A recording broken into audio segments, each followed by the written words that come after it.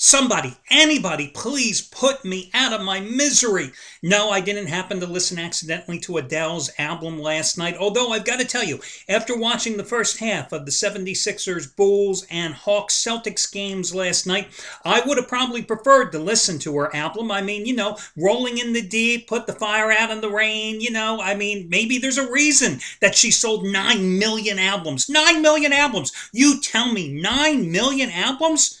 More than Michael Jackson's Thriller at this point? 9 million albums? Are you kidding me? What is wrong with you people out there buying this album? 80,000 more sold last week. But I digress. Let me get back to basketball. Because last night, you talk about two boring games. I mean, I thought they brought back the four corners offense in the first half of those two games. Was anybody going to score?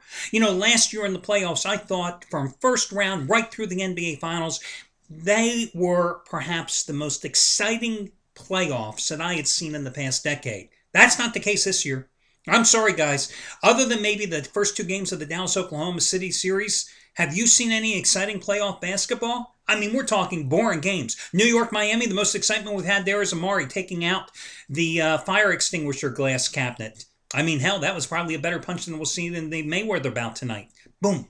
I mean, seriously, has there been any great games? I'm sorry, I don't count the Memphis Grizzlies blowing a 27-point lead and scoring 3 points in the fourth quarter and letting the Clippers come back and win game number one. I don't count that as just enthralling basketball. Boring, boring basketball games. But ultimately, we got to bet on them. Ultimately, we got to gamble on them. And ultimately, we got to find winners. And that's been the hard part, guys, because when you have these non-competitive games, non-interesting games, they are definitely a lot more difficult to handicap and more difficult to produce winners. I mean, who saw the Chicago Bulls first losing Derrick Rose? Okay, injuries are something you can't handicap, granted. But who saw the Chicago Bulls falling down 2-1 against Philadelphia, against a 76ers team that really has played only 2 good quarters in 3 games in that series? Really, they've only played 2 really phenomenal quarters. The fourth quarter last night and the third quarter in game number 2. And yet they have a 2-1 lead in that series. Again, you can't handicap injuries, but sometimes those things happen.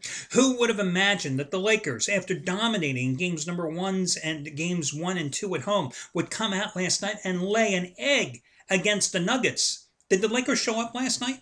I'm not sure they did. I mean, the Nuggets absolutely ran them off the floor last night in Denver. Indiana, Orlando, have we seen a competitive game in that series so far? They've all been blowout wins. I mean, Dallas, Oklahoma, okay.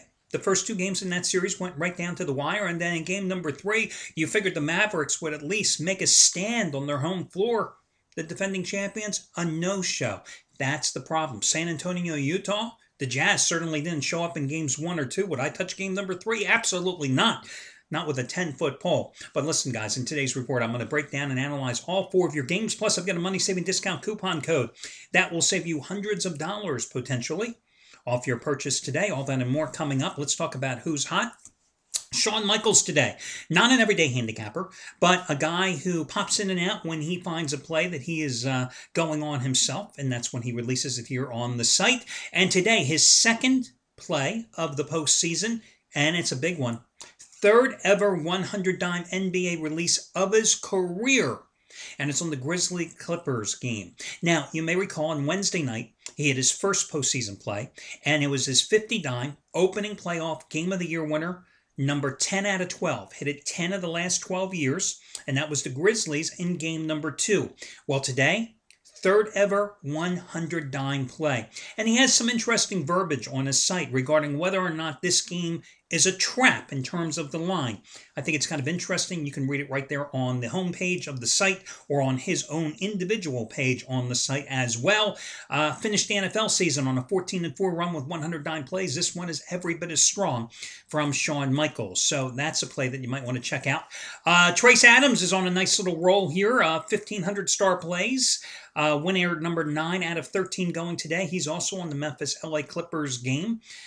Shawn, normally Trace, normally 1,000-star play is his best bet, but upping the ante with those 15,000-star plays. Again, number 9 out of 13 going today on Memphis and the LA Clippers. So those are a couple of guys to be aware of. A couple of guys who are not. Jeff Fenton yesterday was going for 60-dime playoff winner, number 7 out of 8. He was on the wrong side of the LA Lakers Denver Nuggets game. And let's see, who else had a bad day yesterday? Craig Davis, who continues his 3-week struggle, was on the wrong side of the Lakers after having the Mavericks in game number 3 on Thursday night.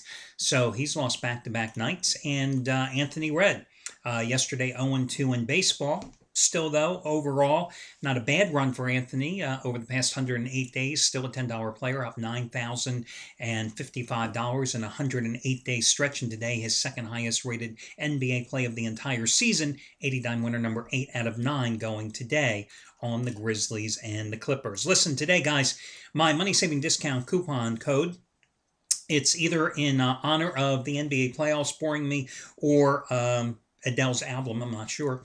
It's going to be simply Boring20, B-O-R-I-N-G, and the number 20, B-O-R-I-N-G, and the number 20, Boring20.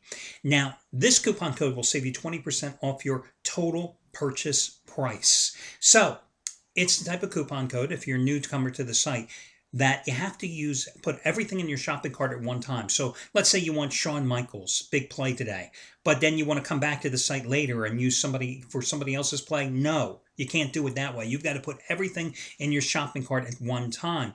But the wonderful thing about this coupon is it's a mix and match coupon. You can put handicappers plays in there, different handicappers plays. You can use their packages. For example, Anthony Redd, taking a look at, for example, his long-term packages. And let me just click down there and I'll get you a price for a minute. But for example, his 30-day package is normally $449. Well, with this coupon, you would save almost $89 off his 30-day package price. So you could put Anthony Redd's 30-day package in there. You can take Shawn Michaels' big 100-dime play and put that in there. You could take 7 days of the Insider Money Move service and put that in there. Anything you want, you put it in your shopping cart, and then you would go ahead and use this money-saving discount coupon code. And once again, it is Boring20, B-O-R-I-N-G, and the number 20, no space between Boring and 20. And then it'll save you 20% off your total purchase price for today. Guys, I use this same coupon type of code every single Saturday. I do that because I know a lot of you out there like to come in and at bare minimum buy 7-day packages from various handicappers, and you like to renew them every single Saturday. So guys, this is a great way to save even more money on your regular purchases. Now, let's get to your breakdowns of the NBA games. And I'll run them nighttime to early afternoon starts. Utah and San Antonio. Well, the Spurs have certainly dominated in the first 2 games in this series. They're a 6-point favorite at Utah. The Jazz have really been bludgeoned on the boards. And it's really surprised me in this game because San Antonio is small up front. You know, Al Jefferson has just disappeared in this series. Jefferson, after the Game 2 loss, was lobbying, I guess would be the right word to say, for, his team, for Ty Corbin, the coach, to go big, which means they, to combat the Spurs' lack of size. Something tells me this is a trap line tonight. I think that this is a Spurs team that has been pushed around throughout this season. I think the one thing that the Jazz have going for them is their youth. I think you saw Denver's youth come into play last night against a better Lakers team. I kind of like the Jazz plus the points in this game tonight. Getting 6, I think the public is all over San Antonio because of the way that the Spurs rolled in the first 2 games. Yeah, it would be nice for San Antonio because of their aging team to definitely blow out and wrap up this series quickly. Would I put my own money on it? Absolutely not. That's why it's a free pick. Again, guys, for the second straight day, I am staying out of the NBA. Last night, I had a 5-dime dog on Tampa Bay on the run line in a round up the Oakland A's as a $1.10 home dog. And tonight I have another baseball dog, an even bigger baseball dog, which is going to be my best bet on the board. So I'm staying away from the NBA playoffs, but I do lean a little toward the Jazz. Now, Oklahoma City and Dallas. The Thunder are only a 1.5-point favorite. Listen, guys, I fell into that trap in taking the Mavericks in game number 3 in that series. If the Mavericks didn't even come up to show for that game, never had a lead in that contest, I don't see how in this desperation time they suddenly show up here. The Thunder absolutely took the wood to them in game number 3. I I just don't see how Dallas comes up here tonight. I think that if you're going to play this game, you've got to go ahead and take Oklahoma City in this one. It's all over for the Mavericks. They will become the latest of a long line of defending champions to simply be ousted early when it comes to defending their crown, and it'll make Mark Cuban look like a jackass for not re-signing Tyson Chandler and putting his chips on the table with Lamar Odom. But don't worry, Lamar's going to start a new clothing line, I think.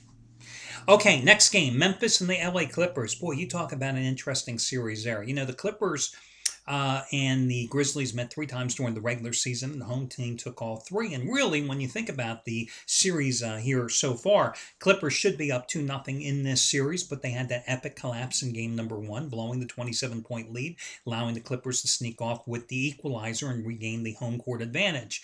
Now, what I find interesting is something that Shawn Michaels brought up as well. The Clippers in this game are a 3-point favorite. But Memphis was a 4.5 and then ultimately a 7-point favorite in the first 2 games in the series at home. Why are the Clippers not getting as much respect from the odds makers? Tough, tough, tough game. I think the Grizzlies win this series, okay? I don't know necessarily if they're the play, though, in this game today. Lean a little toward the Clippers in this one, but without a doubt, the Grizzlies are the better rebounding team. Grizzlies have the superior depth. They have the bench production. But, you know, the one thing I told you prior to game number 1 in the series, the one thing I don't like is that Memphis went back to Zach Randolph, putting him in the starting lineup last game of the regular season. I liked when Randolph was coming off the bench after returning from the knee injury. I liked when they started Maurice Spites at the power forward spot after making that acquisition from Philadelphia and bringing Randolph off the bench. It just, I don't know. It just doesn't seem to have the cohesiveness. The Grizzlies don't seem to have that chemistry with Randolph, who's not the Zach Randolph he was a year ago, still doesn't have his wind, still doesn't have the strength that he had a year ago. So, you know, lean a little toward the Clippers in this one. Now, the game probably I like the most today, and the game that I came this close to making as my best bet today would be Indiana against Orlando. You know, the Pacers about rebounded the Magic in all 3 games in this series, and they have definitely responded defensively in the last 2 games in this series, and that's why they're up 2-1 in this series. They're laying 5 points at Orlando today. I don't think the Magic have much in this series. I like the way the Indiana has hammered them on the boards, and consequently, they had a double advantage in terms of points scored in the paint in game number 3 in this series. I think Indiana is sitting there and they're going, hey, look, Miami is probably going to close out their series against the Knicks tomorrow. That's going to be our next opponent. We've got to take care of business against Orlando, take a 3-1 lead in this series, close it out at home. I like Indiana, and that would be among the 4 games today my strongest play, and that's going to be the free pick for Saturday. Good luck, guys, and I'll talk to you again on Sunday.